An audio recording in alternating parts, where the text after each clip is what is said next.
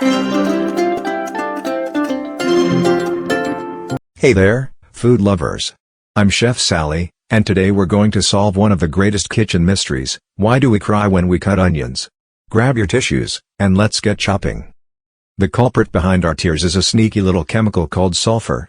When we cut into an onion, we release these sulfur compounds, and boy, do they like to cause trouble. When these sulfur compounds mix with enzymes in the onion, they create sulfenic acid. But wait, there's more. This acid quickly transforms into a gas called syn-Propanethial-S-oxide.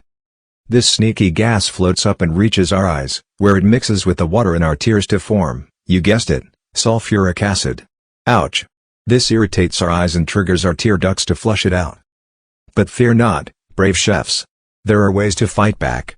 You can wear goggles, use a fan to blow the gas away, or even chill the onion in the fridge before cutting it. Now you can chop onions without the waterworks. Thanks for joining me on this tear-free adventure.